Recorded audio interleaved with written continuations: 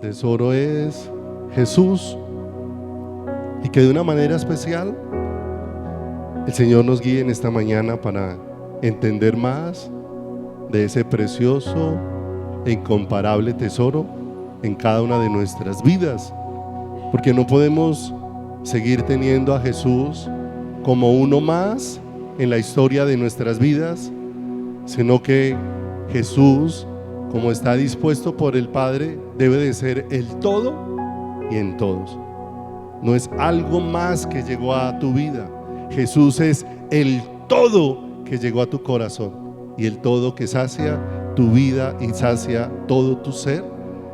Cuando uno mira la carta de Filipenses, por allá en el capítulo número 2, solo para recordar dónde está lo que vamos a anunciar en un momento, nos habla de la humillación de Cristo y nos habla de una manera especial esa palabra de cómo Cristo se despojó de su condición de Dios y tomó nuestra forma, se hizo como un hombre, y estando en la condición de hombre se humilló a sí mismo, haciéndose obediente hasta la muerte y muerte de cruz. No fue una mera humillación, fue una total humillación la del Hijo de Dios en la cruz del Calvario. Escuche esto, por favor. Y la Escritura dice: por lo cual Dios le exaltó hasta lo sumo y le dio un nombre que es sobre todo nombre. En otras versiones traduce: Dios lo elevó al lugar de máximo honor y le dio el más excelente de todos los nombres. Mis amados, y una vez eso fue dado por el Padre, va a ocurrir algo, mis amados, que va a ser en toda la creación y en todo el universo. Dice la Escritura: y toda lengua confesará que Jesucristo es, y toda rodilla se doblará ¿ante quién? Ante Él. Mis amados, nosotros de una manera especial tenemos la oportunidad de doblar nuestras rodillas y de confesar su nombre voluntariamente por la obra que Él está haciendo en nuestros corazones. Pero mis amados, viene el día donde aún los que no quieren nada con Jesús no van a estar con Jesús por la eternidad, pero tendrán que confesar que Jesús es el Señor y doblar sus rodillas delante de Él. Unos confesarán su nombre y doblarán sus rodillas por todo lo que su amor hizo para transformar sus corazones. Y otros, en medio de su rebeldía, separados de Dios, tendrán que confesar que no hay nadie en todo el universo que tenga una autoridad tan suprema como la de nuestro Dios. Ya tú eliges en cuál de los dos lugares quieres estar. Si ser entre los que de manera voluntaria humillaron su corazón delante de Dios por la obra que Él está haciendo en nosotros para proclamar que Él es el Dios todopoderoso que obra en nuestras vidas, o habrá otra multitud que doblarán sus rodillas y en su rebeldía confesarán que Jesús es el Señor y estarán separados eternamente ¿de quién? De Dios. Pero Dios lo exaltó hasta lo sumo, y toda rodilla en los cielos, en la tierra y debajo de la tierra se doblará delante de Él, y toda lengua confesará que Jesucristo es el Señor. De manera, mis amados, que eso no es simplemente una confesión de labios, no es simplemente decir con los labios que lo amamos, sino que lo amamos, y lo que produce ese amor en nuestro corazón es que nos lleva voluntariamente a entregarnos de un todo al Señor, de un todo. Dios no está buscando tus migajas, Dios no está buscando tus obras, Dios no está buscando si te queda tiempo, si te quedan recursos. Dios quiere absolutamente todo de cada uno. ¿De quién? De cada uno de nosotros. Hemos venido estudiando sobre la necesidad de tener entendimiento, y de que eso sea una realidad sobre nuestras vidas, de que podamos de una manera muy especial no llegar simplemente a conclusiones, no llegar simplemente a frases, no llegar simplemente a la repetición de versículos, sino que haya de verdad una manifestación gloriosa del poder de Dios sobre nuestras vidas. Job, en el capítulo 42 dice la escritura que Job, de una manera especial, cuando la luz de Dios le alumbró y derribó todos los argumentos de Job, Job dijo: de oídas te había oído, mas ahora mis ojos te ven. Yo hablaba lo que no entendía. Job, aquel día que se consideraba tan sabio, entendió que tenía muchas conclusiones, muchas frases bíblicas, muchas cosas bonitas en su vida, pero que no entendía nada de eso hasta que la luz de Cristo le alumbró de una manera especial. Y cuando la luz de Cristo le alumbró de una manera especial, su vida fue transformada. Y qué hermoso cuando este pueblo vamos viviendo ese proceso de salir de la sabiduría nuestra e ir siendo llevados a la sabiduría de Dios en nuestras vidas. Allí donde ya no soy yo el que define quién es Dios, sino es Dios que me revela quién es Él. Donde ya no tengo mi propia idea del Dios que yo quiero y que se acomoda a mis gustos, sino donde la revelación hace que seamos un pueblo que somos hechura suya, creados en Cristo Jesús para buenas obras. Y las buenas obras no es lo que tú quieres. Las buenas obras, un pueblo preparado para que se manifieste en nosotros la preciosa y perfecta voluntad de Dios. Pero es necesario, mis amados, que nosotros podamos creer con todo el corazón que todo el entendimiento que necesitamos, Dios nos lo provee. Dios nos provee el entendimiento que necesitamos. No lo produce el ser humano, lo provee ¿quién? Dios. Y entonces Salmo 32:8, que habíamos anunciado hace un momento para que lo leyéramos, dice la escritura, Salmos capítulo 32 verso 8: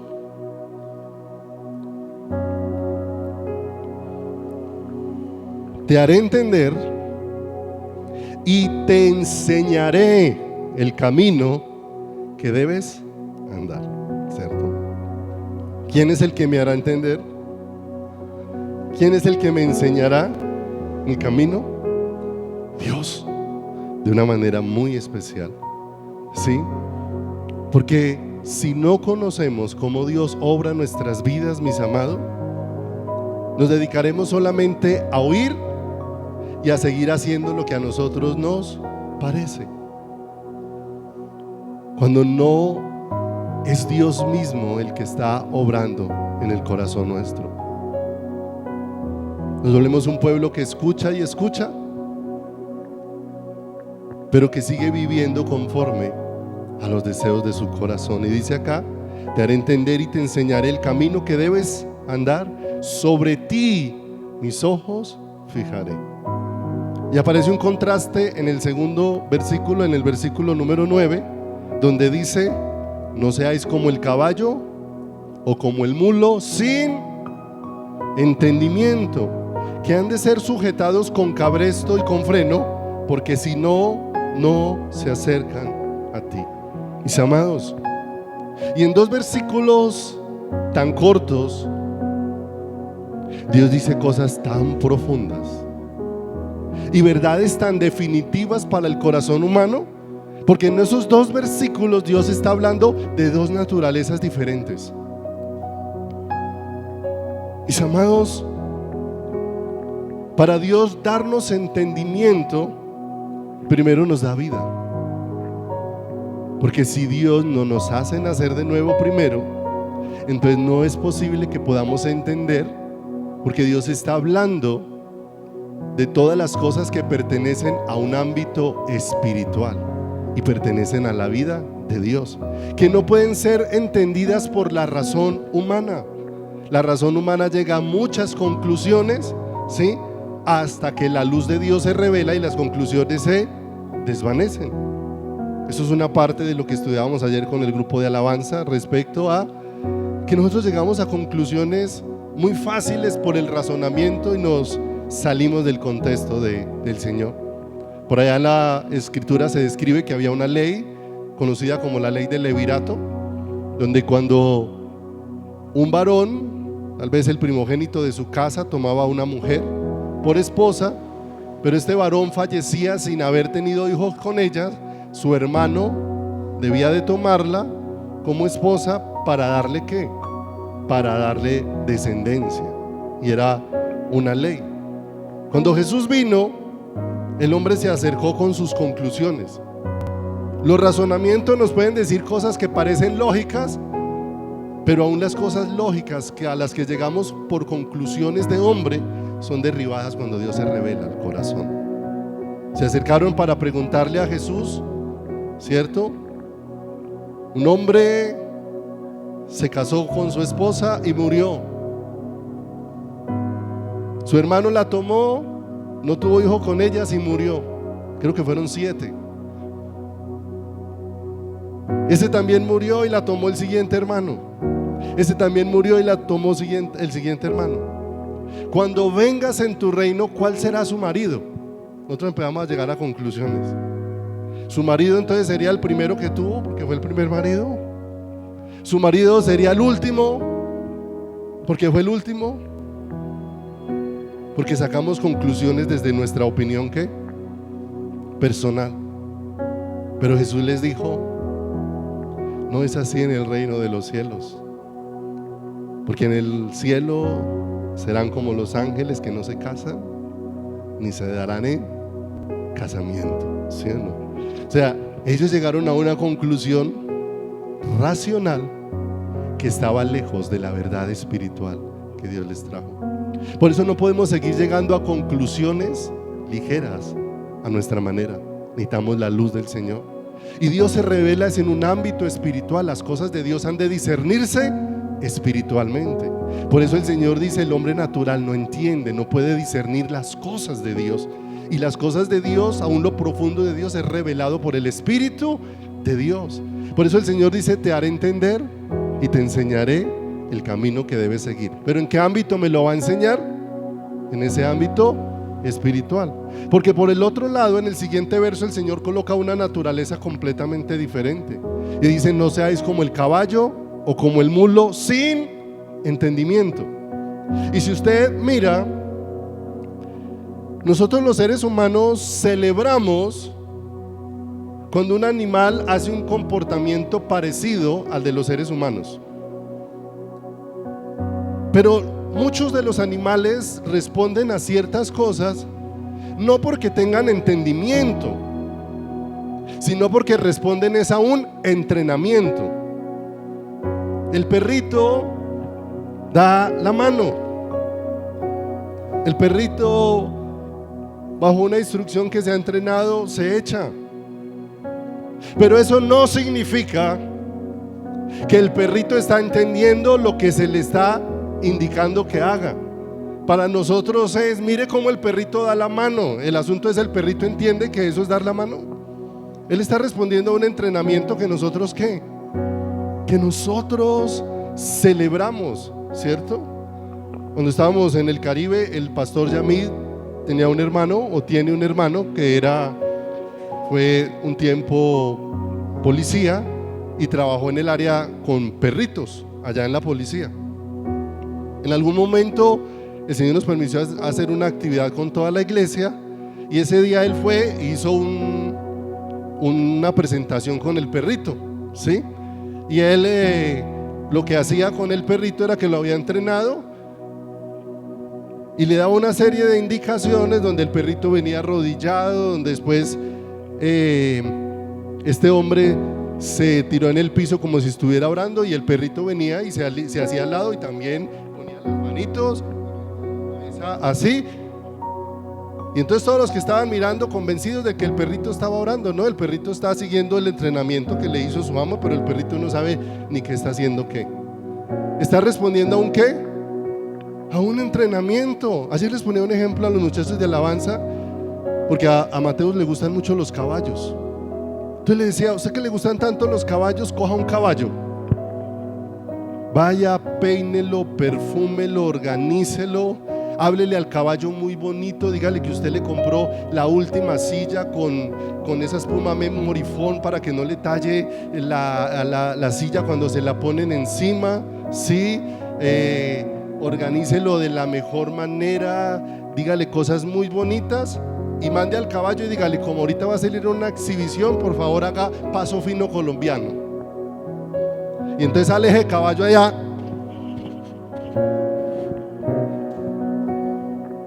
caminando como un caballo brusco, y entonces se queda preguntando, ¿y qué pasó? Que el caballo no respondió si le hablé bonito, si le di los mejores accesorios, ¿sí o no? Mis amados, si ese caballo no fue entrenado, ese caballo no va a responder sino a un entrenamiento. Y en el momento en que se abandone el entrenamiento de ese caballo, también el caballo olvida aquello para lo que lo habían entrenado. Un caballo, de paso, casi todos los días tienen que montarlo, y si no pierde el ritmo, ¿cierto? Y eso es muy importante, mis amados, porque nosotros hemos tomado la vida cristiana como un entrenamiento y no como la manifestación de una vida. Y muchas veces lo que hemos cogido es un entrenamiento y hemos aprendido costumbres, hemos aprendido hábitos, hemos aprendido expresiones y nos hemos vuelto como el caballo, como el mulo. Aprendemos, es un entrenamiento y muchas veces ni siquiera estamos entendiendo nada de lo que está aconteciendo en nuestras vidas. Mis amados, la naturaleza vieja puede recibir un entrenamiento y puede aparentar como si fuera espiritual, pero sigue siendo la vieja naturaleza que no puede producir ni expresar la vida de Dios. Por eso el Señor dice: te haré entender y te enseñaré el camino que debes andar. Es un camino en el Espíritu, es un camino de manifestación gloriosa de la vida de su Hijo en cada uno de nosotros. De manera que no es un entrenamiento para ver cómo hablan los cristianos, para ver cómo caminan los cristianos. No, mis amados, es que se habla por el poder de Dios nuestro entendimiento, para poder ver todo lo que Dios ha provisto y todo lo que Dios va a hacer. Porque lo que Dios hace es dejarme ver todo lo que Él va a hacer, porque tú y yo somos la obra de ¿quién? La obra de Dios. Dios es el que obra a nosotros, Él es el alfarero, nosotros somos los que somos el barro. Segunda de Corintios 4:7 dice: pero tenemos este tesoro en vasos de barro, que lo hemos venido viendo, para que la excelencia de poder sea de Dios y no de quién, y no de nosotros. Porque hemos venido hablando de todo el valor que tienen estas vasijas ha sido dado por el depósito que ha sido puesto en ellas. Y todo el valor que tienen nuestras vidas delante de Dios está por la vida de Cristo que ha sido puesta en cada uno de nosotros. Dios ya nos manifestó su amor de una manera extraordinaria en la cruz del Calvario. El asunto es que ahora nosotros necesitamos ir viviendo esos procesos en las manos de Dios para entender todo el tesoro que está puesto en nosotros y cómo eso es lo que está obrando en nuestras vidas. ¿Para la gloria de quién? Para la gloria de Dios. Hemos visto que la gloria del hombre, como la hierba que hoy es, mañana se seca y es echada ¿en qué? Es echada en el horno. Mis amados, la venida de Cristo a tu corazón y la venida de Cristo a tu vida no es la venida de gloria terrenal al corazón humano. Mis amados, al contrario, si Cristo viene a tu corazón va a poner un fin a la gloria terrenal sobre tu corazón. O hay gloria de Dios o hay gloria de los hombres. ¿Y qué dijo Dios? Gloria de los hombres no recibo. Si Cristo viene, pone el final a la gloria del hombre para manifestar la gloria de Dios y hacerla visible en cada una de nuestras vidas. Amados, si tú fueras en un vehículo, para el ejemplo que te quiero contar, si fueras en un vehículo y para este ejemplo ficticio, pero que podamos entender algo, te encontraras a alguien extendiendo la mano para subir al vehículo y cuando tú te estacionas y miras por la ventana es Jesús que te extendió la mano para subirse al vehículo en el que tú ibas conduciendo. ¿Cuál es la idea que nosotros tenemos de eso? Que le abriríamos a Jesús la puerta del copiloto, lo invitaríamos a que subiera, que cierre, y ahora vamos en compañía de Jesús. Yo sigo manejando mi vida, pero voy acompañado con la protección, con la bendición, con la seguridad de que Jesús va a mi lado. Mis amados, eso no es cristianismo. Esa es la idea errada que nosotros tenemos del cristianismo. Eso no es cristianismo. Si Jesús vino a tu vida, Él no se va a hacer por el lado del copiloto.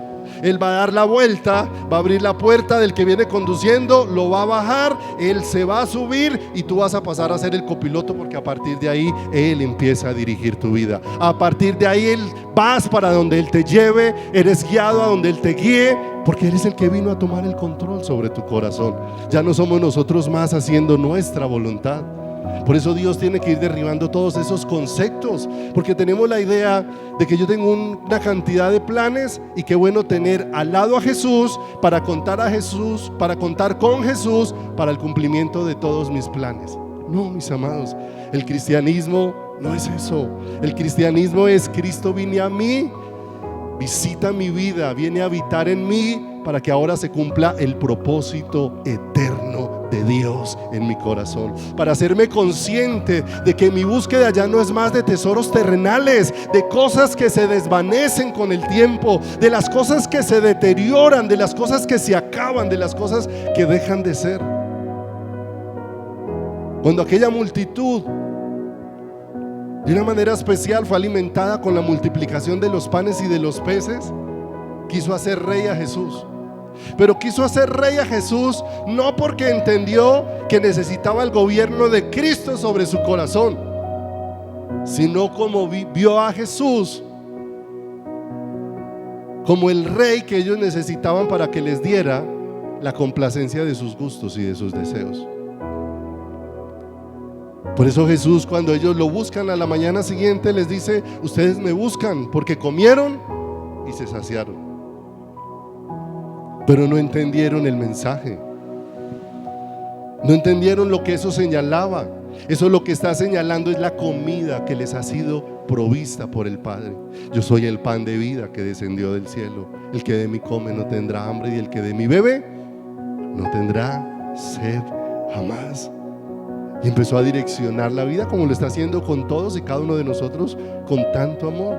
Como dijo Pablo, no que yo ya lo haya alcanzado ni que ya haya llegado a la meta, sino que estamos todos siendo podados por la mano del Señor. Estamos enfrentando como Dios está derribando cantidad de cosas dentro de nuestro corazón y dentro de nuestras vidas. Jesús vino al templo 2 veces, visitó el templo en su ministerio de una manera particular: al inicio de su ministerio y finalizando su ministerio. Y la visita de Jesús al templo no fue agradable, porque Él entró y tumbó las mesas de los cambistas e hizo azote de cuerdas y mostró su enojo para decir: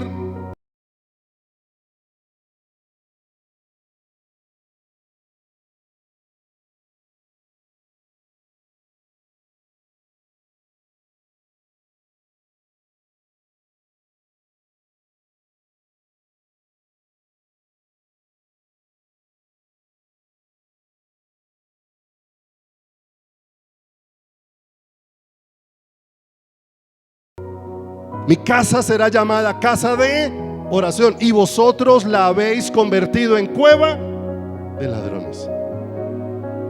Pero esto no era nuevo. Vaya conmigo a Jeremías, por favor, un momento. Jeremías capítulo número 7.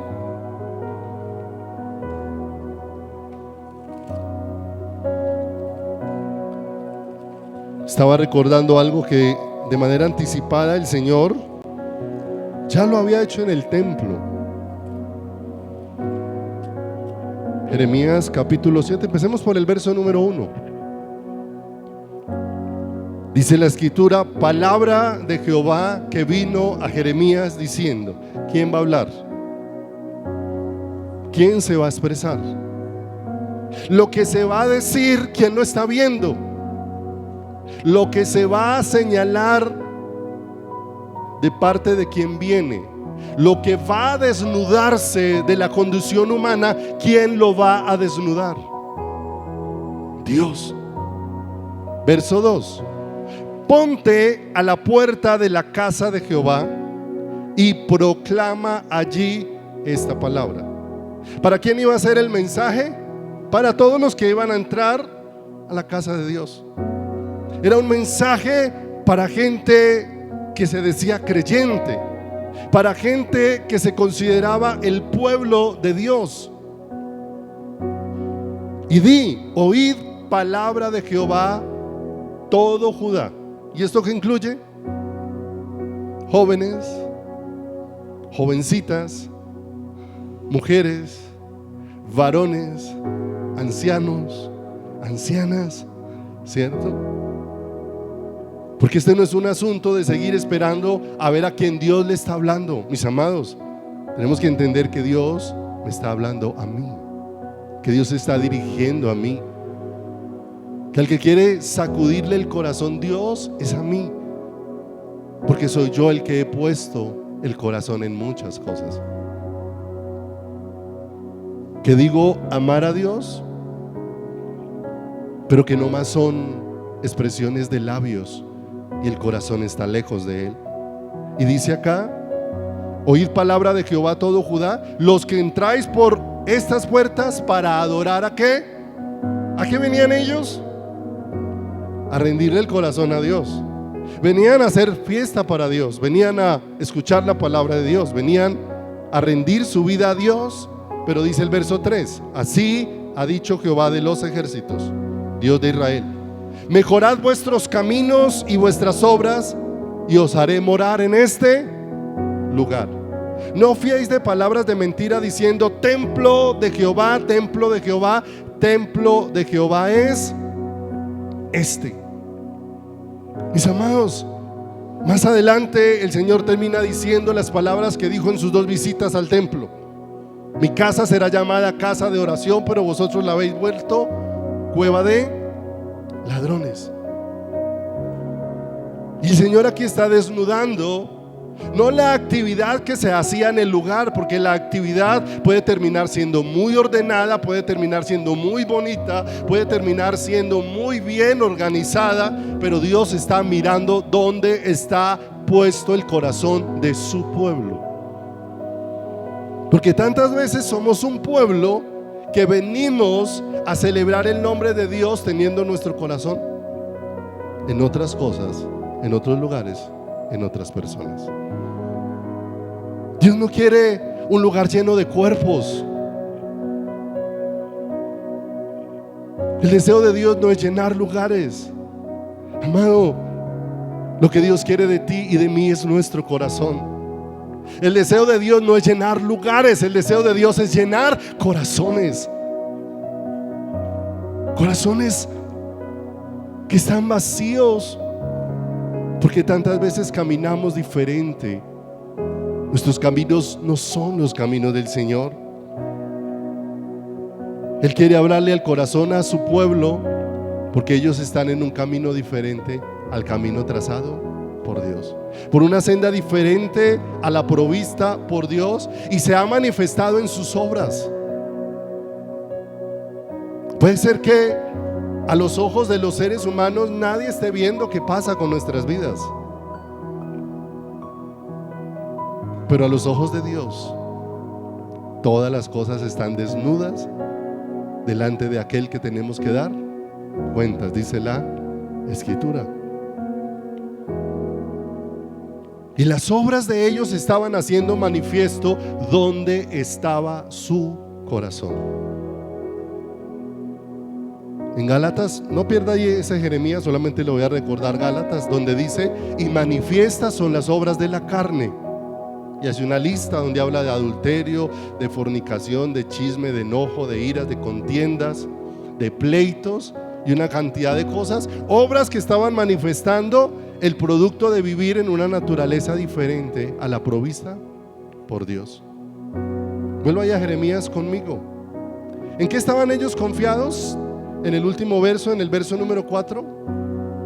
Ellos estaban confiados en que era un simple asistir al templo, que eso era todo lo que Dios quería de ellos, que fueran al culto, que no faltaran a la iglesia, que se ocuparan en un ministerio. Mis amados, ese no es el deseo de Dios. Una iglesia en Apocalipsis que se ocupó de todas estas cosas, Dios la llamó al arrepentimiento y le dijo: mira de dónde has caído y arrepiéntete y vuelve a las primeras obras. Mira que has dejado tu primer amor. Se había vuelto a esperar que solamente asistir al templo fuera todo lo que Dios quería, o asistencia a reuniones, o la participación simplemente de actividades, cuando Dios lo que quiere es nuestro corazón. Dame, hijo mío, tu corazón. Por eso necesitamos salir de tantas ideas erradas que tenemos acerca de Dios, porque venimos pensando en nosotros. Mis amados, nosotros oramos y la pregunta es: ¿Dios nos oye? Con toda seguridad. El asunto y la pregunta más importante no es si Dios oye tu oración. Amado, la pregunta más importante que tienes que hacerte en esta mañana es si tú oyes al Dios al que le oras. Porque Dios sabe todas las cosas. Antes de que se las digamos, ya las conoce. Abraham Santiago dice que Él sabe cuándo pedimos las cosas para nuestro deleite. Pero la pregunta más importante es: ¿escucho yo al Dios al que le oro? ¿Escucho yo a Dios? Porque queremos ser escuchados por Dios, pero tenemos una gran resistencia a escuchar a Dios en nuestro corazón. Por eso Dios tiene que romper todas estas cosas dentro de nuestras vidas. Pase ahí adelantico, ahí en Jeremías al 7, versículo número 8. Miren qué condición estaban los que venían a adorar al templo. Mire que Dios estaba mirando era qué pasaba en el corazón, no qué pasaba en la actividad, porque la actividad puede salir muy bonita y podemos salir muy contentos de ella. Podemos salir y decir que la alabanza salió bonita, podemos salir y decir que el culto estuvo agradable, que me gustó lo que escuché, pero el asunto es después de experimentar todo eso. En Jeremías 7:8 dice: he aquí que vosotros confiáis en palabras de mentira que no aprovechan. Verso 9: hurtando, matando, adulterando, jurando en falso e incensando a Baal y andando tras dioses extraños que no conocisteis. Y es bien particular que el Señor tuviera que desnudar que todas estas cosas eran a las que estaba inclinado el corazón de los que entraban por las puertas del templo a adorar. Y por eso Dios dice: mi casa será llamada casa de oración. El asunto no eran los cambistas, el asunto no eran las mesas, el asunto era lo que estaba pesando en el corazón de todos los que entraban al templo. En el Antiguo Testamento era el lugar de encuentro ¿con quién? Con Dios. De manera como ellos estaban presentando era con tantas cosas, y estaban convencidos de que eso era lo que Dios quería que se le ofreciera. Aquí lo dice, siga leyendo conmigo. Verso 10: vendréis y os pondréis delante de mí en esta casa sobre la cual es invocado mi nombre, y diréis: librados somos para seguir haciendo todas estas abominaciones. Porque eso es lo que hace hoy el concepto equivocado del amor de Dios. Como Dios me ama, entonces yo hago y deshago, y todos los días me apoyo en que Dios ¿qué? Me ama.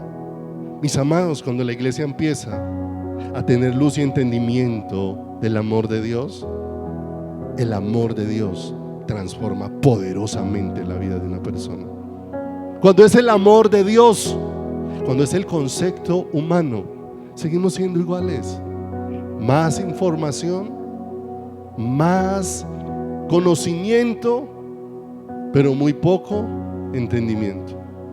Sabemos mucho, vivimos muy poco, ¿cierto? Y no estoy hablando de usted, estoy hablando de mí. Porque es la condición en la que veo mi corazón.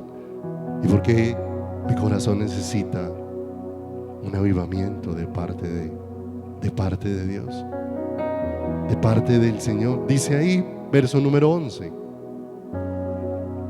¿es cueva de ladrones delante de vuestros ojos esta casa sobre la cual es invocado mi nombre? ¿Qué dice el Señor? He aquí que también yo lo veo, dice Jehová. Y mira lo que dice, verso 12: andad ahora a mi lugar en Silo, donde hice morar mi nombre al principio. Silo era el lugar donde se había erigido el tabernáculo en el tiempo de Elí.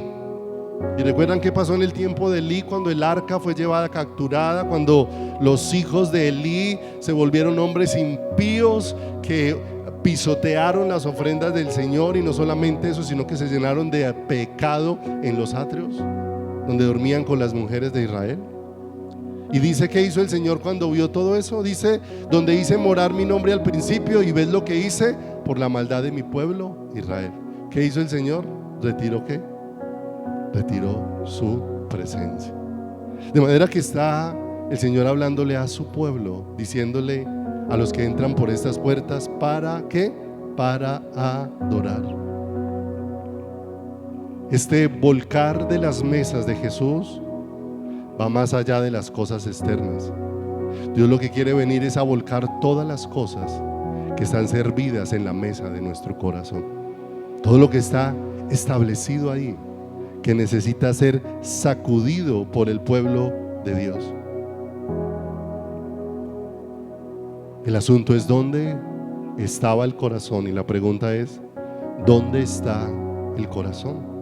Vimos hablando de Jesús es el tesoro, pero que eso nos tiene que llevar a meditar si Jesús es mi tesoro, porque puedo ser algo de lo que hablo en tercera persona.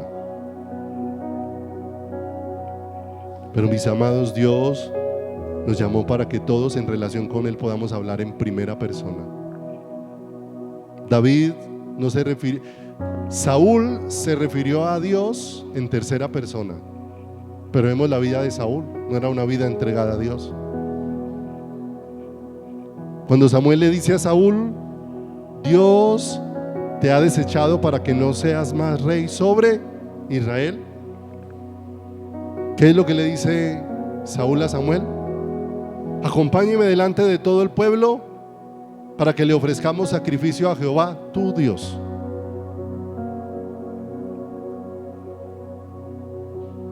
Pero David siempre se refiere a Dios en primera persona. Mi porción, mi herencia. Pablo dijo, ya no vivo yo, mas vive Cristo en mí, ¿cierto? Por eso no puede seguir siendo el tesoro. Necesita convertirse en ¿quién? En mi tesoro. Mis amados, y aquí hay algo bien importante y bien hermoso que me llamó la atención, porque nosotros tenemos que entender que no éramos nosotros los que estábamos en búsqueda de nada. Si Jesús es hallado, no es hallado porque nosotros lo estábamos buscando. Cuando yo era niño, en ese entonces se escuchaba mucho hablar de huacas. Y entonces donde la gente veía como que aparecían en las montañas ciertas luces, eso a las semanas siguientes allá aparecía gente escarbando y haciendo rotos, porque significaba que eso les estaba indicando que allá había un tesoro, y entonces salían con la herramienta en búsqueda de el tesoro. ¿Para qué? Para hallarlo. Pero mis amados, esa no es la historia del cristiano. La historia del cristiano no es que estaba en búsqueda de un tesoro y lo halló, porque la palabra de Dios dice que cuando estábamos destituidos de la gloria de Dios no había quien hiciera lo bueno, no había quien buscara a Dios, no había ni uno. Mis amados, no fuimos nosotros los que hallamos el tesoro, fue el tesoro el que nos halló a nosotros. Y eso es glorioso.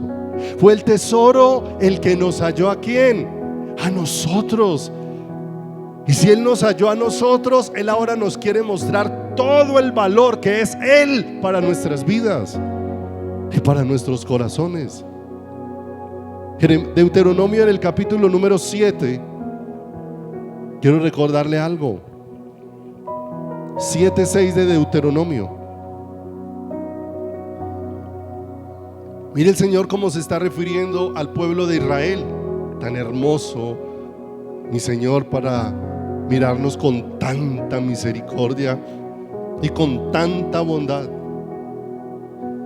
Uno lee por allá en Jeremías donde dice: y a mis ojos fuiste de gran estima.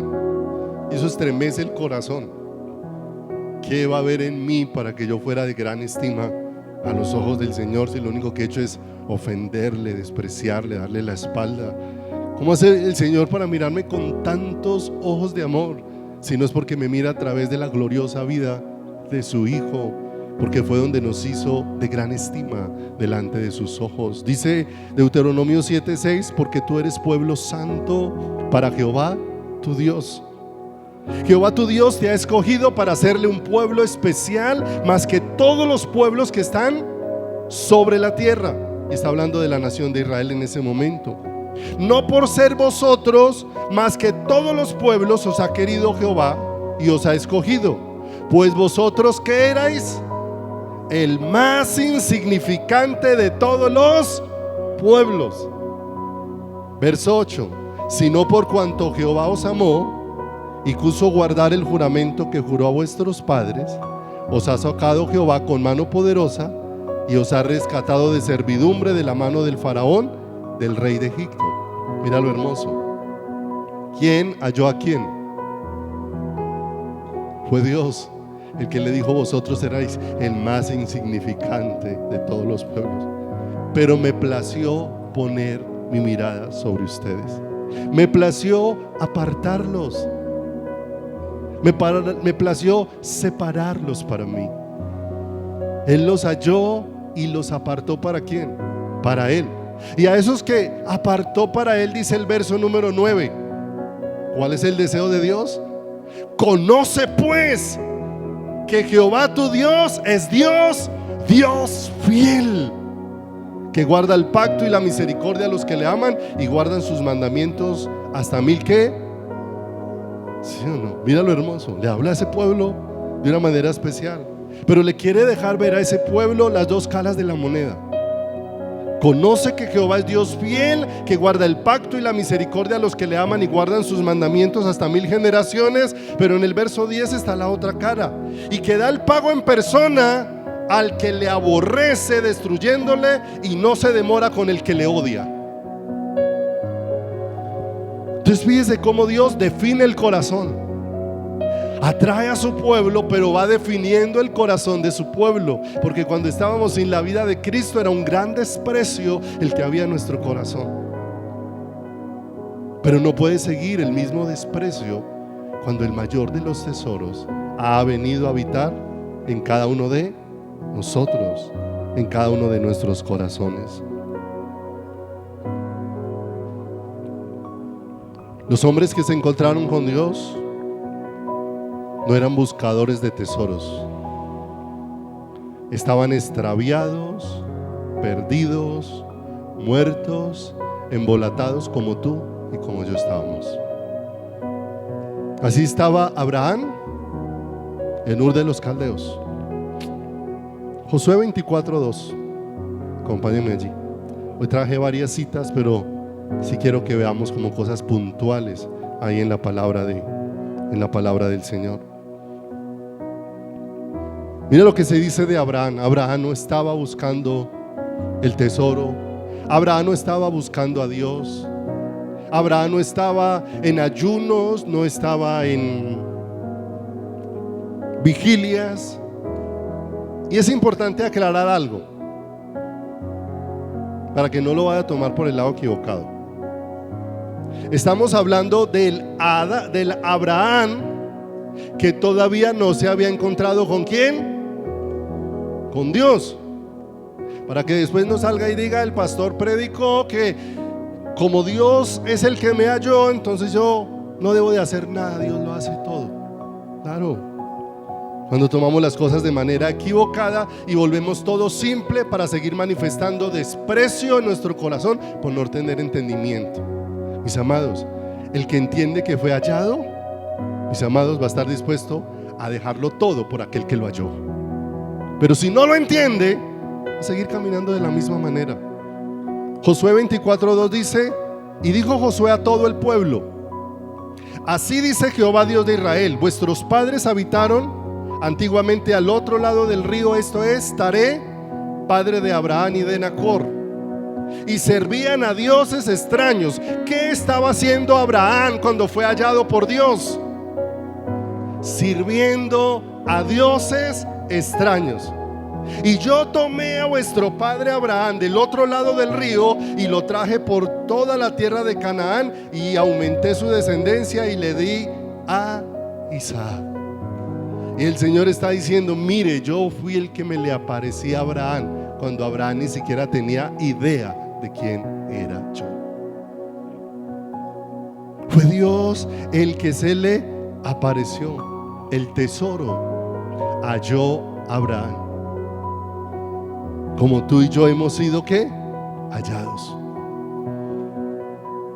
Todo lo que Abraham había logrado, todo lo que Abraham tenía, todo lo que Abraham había atesorado, aún los ídolos que tenía, cuando fue hallado por aquel tesoro lo llevó a ser despojado de todo lo que antes tenía como valioso Abraham: su tierra, su parentela, sus ídolos. Abraham tuvo que abandonar todo por aquel tesoro que lo halló. Y Dios fue haciendo un proceso en Abraham. Y el proceso en Abraham fue un proceso creciente, donde Dios fue ensanchando el corazón. Abraham salió para ir a la tierra que Dios lo iba a dirigir. Salió sin saber a dónde iba, ¿cierto? No sabemos cuánto estaba entendiendo Abraham en ese momento, pero lo único cierto es que Dios estaba obrando en el corazón de Abraham y lo fue llevando hasta que Dios lo llevó al monte Moriah, donde todo lo que era tesoro para Abraham está rendido a los pies del Señor. Donde el Señor le dijo: Abraham, ahora sé que me temes, porque nada de lo que te pida me vas a negar, ¿cierto? Qué hermoso. Cuando Abraham fue hallado por el tesoro, pero ahora Abraham descubrió el valor del tesoro. Ya fuimos hallados por el tesoro, pero necesitamos descubrir el valor de ese tesoro en nuestras vidas. Si no lo descubrimos, no estaremos dispuestos a dejarlo todo por estar ¿con quién? Por estar con Él. Miremos, después de la venida de Cristo, la vida de un hombre. La Biblia está llena de hombres y mujeres que no estaban buscando el tesoro, pero que el tesoro los halló, y cuando entendieron el valor de ese tesoro, dejaron todo por seguirlo a Él. Tan hermoso, porque a veces a nosotros no nos gusta sino como las cosas heroicas, porque no leemos los pasajes completos. En Hebreos dice que por la fe, como digamos hace poco, por la fe Moisés prefirió los vituperios de Cristo que las riquezas de Egipto y los deleites temporales del pecado, porque tenía la mirada puesta en el galardón, ¿cierto? Y leemos que por la fe pusieron en fuga ejércitos extranjeros, por la fe taparon bocas de leones, y todo eso nos llama la atención de la fe. Pero la Escritura dice que por la fe también habitaron en desiertos, por la fe también habitaron vestidos de pieles, por la fe también anduvieron de acá para allá sin saber para dónde iban, ¿cierto? Y dice, cuando termina toda esa lista, dice que muchos fueron azotados, muchos pasaron cárceles, y dice, y el mundo no era digno de ellos, ¿cierto?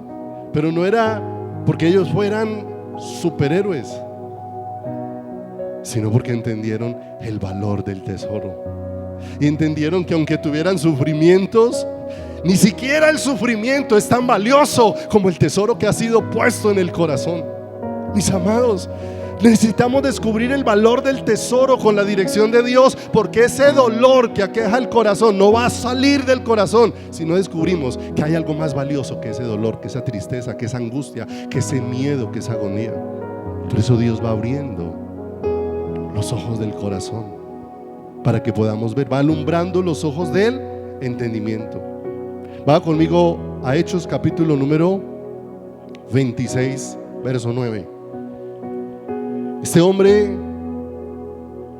después de que Cristo vino, que no estaba buscando a Dios, que tenía un concepto errado de Dios, que había atesorado muchas cosas en su corazón, de pronto vino una luz gloriosa que le alumbró.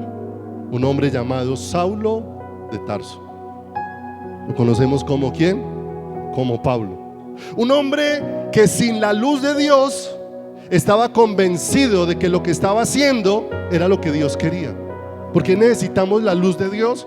Porque aún podemos estar convencidos de estar haciendo cosas para Dios, alejados del diseño de ¿quién? De Dios.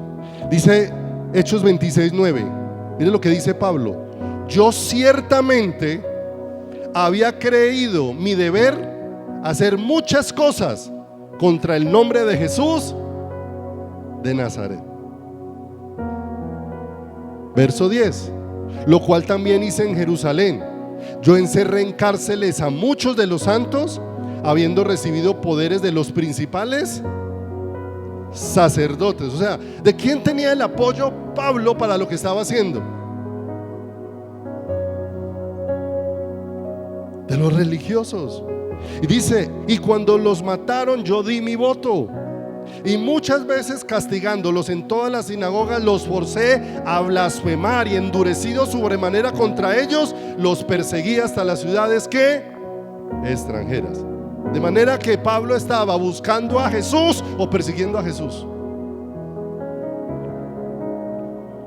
Mis amados, Pablo estaba convencido de que todo esto que estaba haciendo era servirle a Dios, cuando estaba haciendo todo lo contrario. ¿Qué era lo único que lo iba a sacar de ahí? Pase al versículo número 12.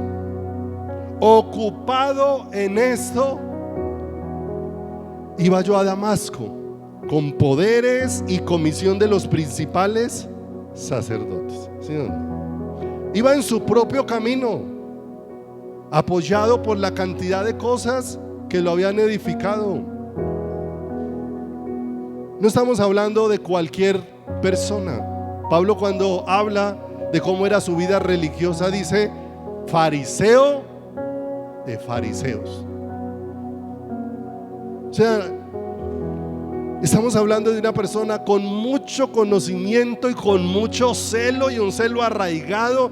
No era un simple seguidor, era un hombre entregado a lo que hasta ese momento consideraba que era el camino. Pero que un hombre, considerando que estaba yendo por el camino correcto, estaba caminando en tinieblas. Y dice ahí, verso número 13: cuando al mediodía, oh rey, yendo por el camino, vi una luz del cielo que sobrepasaba el resplandor del sol, la cual me rodeó a mí y a los que iban conmigo. Y habiendo caído todos nosotros en tierra, oí una voz que me hablaba y decía en lengua hebrea: Saulo, Saulo, ¿por qué me persigues? Dura cosa te es dar cosas contra Pablo. Dura cosa es luchar conmigo, ir en contra mía.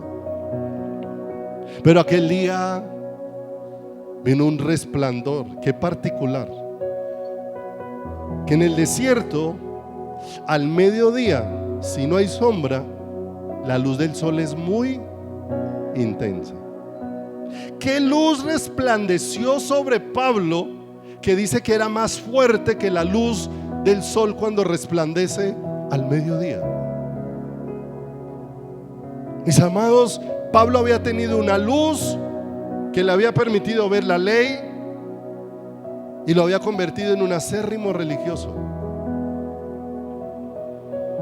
Porque cuando no hemos visto la luz de Cristo, lo único que tenemos es un dedo así apuntando, un dedo descalificador, ¿cierto? Vemos a alguien pecar y creemos que somos muy valientes y que somos muy estrictos y muy radicales porque aplicamos todo lo que está escrito sobre la vida de una ¿qué? Sobre la vida de una persona. Y si entendiéramos lo que la ley significa, cuando la luz de Dios nos alumbra, tendríamos temor de señalar. Y lo único que clamaríamos: Señor, misericordia.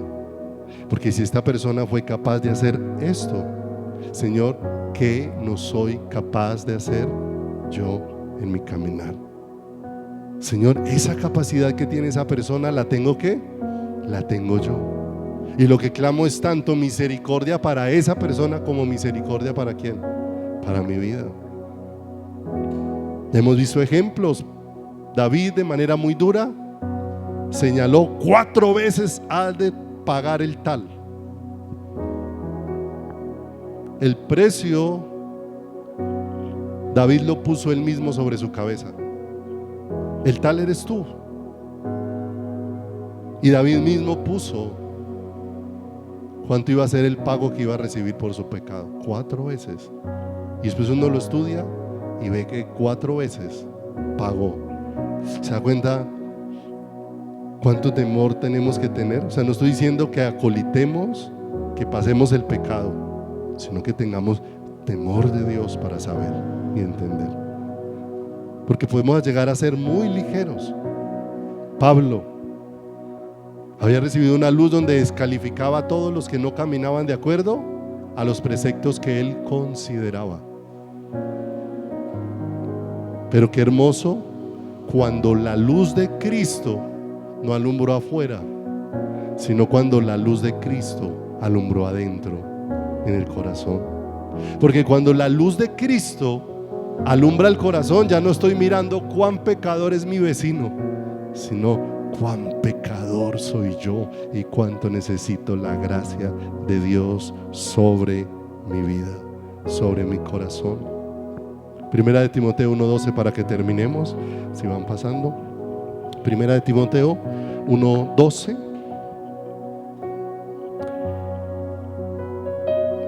Léalo con mucho detenimiento. Vamos a leer varios versículos, porque aquí aconteció algo extraordinario, mis amados.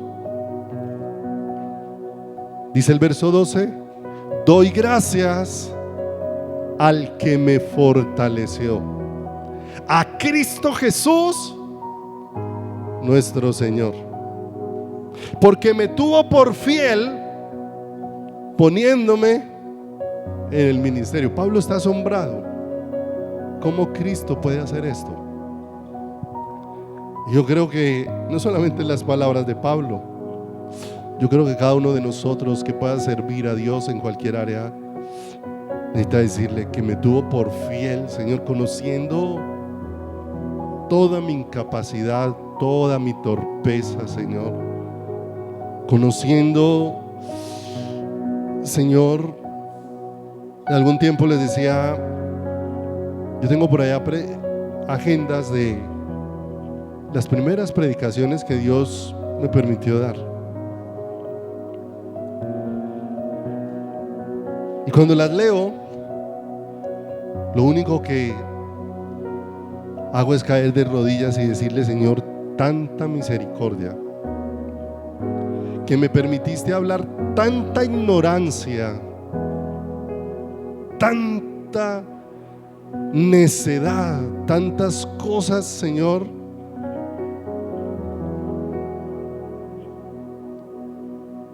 y trabajaste en mi corazón para irme guiando a lo que era verdadero. De manera que lo que me ha traído hasta aquí, lo que nos ha traído hasta aquí, no ha sido nuestra fidelidad, ha sido la fidelidad de Él. Porque hemos manifestado tanta infidelidad aún en la exposición de las Escrituras, porque tantas veces la hemos expuesto desde los deseos de nuestro corazón y no desde la luz de Cristo sobre nuestras vidas. Y dice acá, verso 13, mire lo que dice ahí: habiendo sido yo blasfemo, perseguidor e injuriador, mas fui recibido a misericordia porque lo hice por ignorancia en incredulidad. Verso 14, pero la gracia de nuestro Señor fue más abundante con la fe y el amor que es en Cristo Jesús. Palabra fiel y digna de ser recibida por todos, que Cristo Jesús vino al mundo para salvar a los pecadores, y mire lo que hace la luz cuando alumbra el corazón, de los cuales yo soy el primero. ¿Dónde quedó el dedo? ¿Dónde queda simplemente mirar hacia afuera? Aquella luz aquel día no alumbró el exterior, aquella luz alumbró el interior del corazón. Y cuando alumbró el interior, Pablo pudo decir y reconocer: de los pecadores yo soy el primero. Verso 16, pero por esto fui recibido a misericordia, para que Jesucristo mostrase en mí el primero toda su clemencia, para ejemplo de los que habían de creer en él para vida eterna. ¿Sabe qué está diciendo Pablo? Mire, para poderles hablar del favor de Dios, Dios primero me mostró todo su favor a mí, de manera que no tengo que venir a decirles nada de mí. No he hecho nada extraordinario. Que Dios haya escogido a un blasfemo, a un perseguidor de la iglesia, a un injuriador, para hacerlo ahora uno que anuncie las bondades, las virtudes de aquel que me sacó de las tinieblas a su luz admirable.